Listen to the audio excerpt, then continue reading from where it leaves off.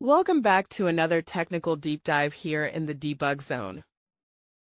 Today we're tackling a big question and breaking it down with insights from other users. Hopefully this clears up some misconceptions and helps you get the answer you need. So buckle up, stay a little curious, and let's jump right in.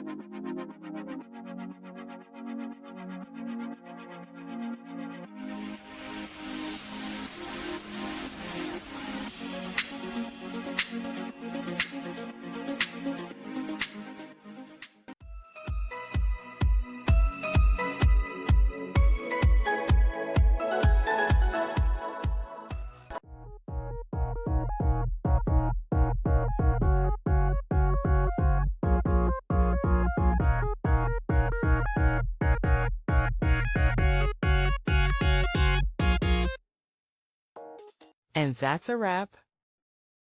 I hope you found the answer you were looking for. If you did, take a second to hit that subscribe button. It really helps out. And let me know in the comments which solution worked best for you.